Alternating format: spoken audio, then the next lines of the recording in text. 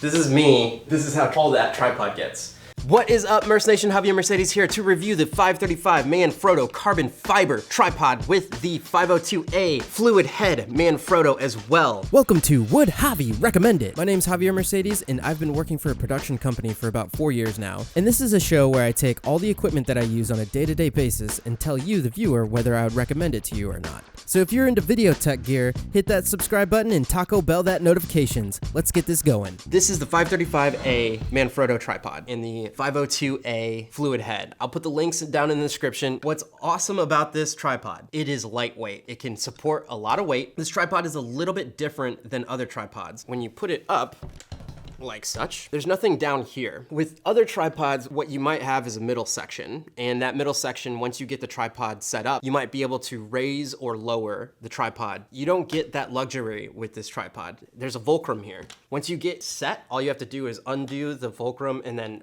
voila, it's nice and level wherever you need to. There's also fluid levels right there on the tripod. The tripod itself is very durable. We haven't had anything break down like these. You know how sometimes these can get loose and then you gotta take your screwdriver and maybe tighten those? We've never had that problem. Another great pro is there's these guys at the very bottom. So if you're digging it into the ground, it's not gonna go anywhere. You can take it and move it up and boom. You can get something like that, which is really cool. This tripod can actually sit so low to the ground, which other tripods cannot do. Check that out. You could do something like this, put your camera on top. With the fluid head itself, this guy is so good going from left to right, right to left. Right here, it's very sturdy. Manipulation going up and down like this. So this is pretty fluid. I can go and then see how it's really locked in there. We have had trouble in the past with these handles right here, and that once you use them a lot, the in-between part kind of gets worn. But I mean, we've been using it for about 4 years. So the more you undo it and do it, undo it and do it, it takes a lot to get that. And like I said, we use these day in and day out. And then another cool thing about this tripod head is it gives you little threads right here that let you put your monitors in. I feel like you need 2 people to manipulate this tripod effectively on set. The reason being is because there's no way to manipulate the height of the tripod once it's set. I'll give you an example here. If you want to go up and down, say you go like this, well then you're sitting here with like that little bit, and then you're like trying to hold the camera and go like this at the same time. So what really ends up happening is you get something like this, then you keep adjusting like this. You adjust the fulcrum and then you do that.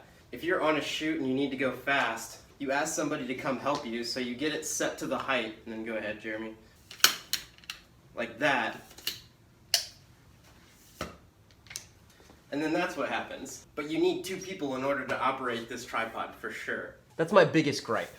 But another cool thing about this tripod though is look at how tall this thing gets. Look at that, that's not even in the picture still. Look, this is me. This is how tall that tripod gets. Like you're shooting above a crowd, that would work.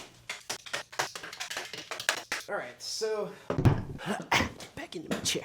So another thing that bothers me about this tripod is this little space right here. What happens is when you're manipulating and moving this tripod, especially for somebody that's holding it while another person is adjusting these, your fingers get caught in this little space when it goes up and down, and trust me, that hurts, and it's happened to me numerous times. So I would be aware of that. Is it a deal breaker? I don't think so, but it just sucks that you can get pinched right here. Trust me, it will happen with this tripod. I think right now this tripod retails for something like, dang, tripod head is $189. The carbon fiber, $549.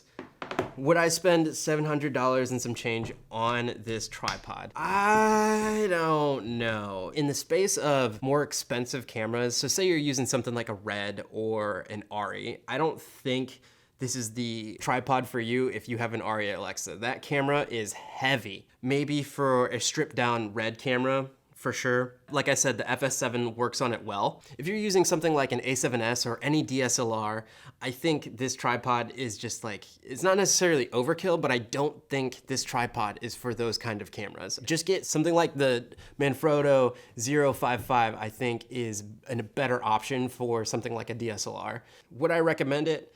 If somebody came up to me today and was like, hey, between this and another tripod for a DSLR, I would go with something like that Manfrotto 055. So there you go. I like the lightweightness of it, but that's kind of where it stops. I don't like how you have to put your hand underneath here and then adjust these to get where you need to in the height. That pinching thing kind of gets to me because we have other Manfrotto tripods around here that suit our camera as well. And I like those a little bit better. And that would be that 055 tripod. I'll put the links down in the description. If you are into this kind of content, video tech tutorials and things of that nature, go ahead and hit that subscribe button, hit that like button, and live that life of abundance. Here is the Manfrotto 535 carbon fiber tripod and the 502A fluid head. I will see you on the next one.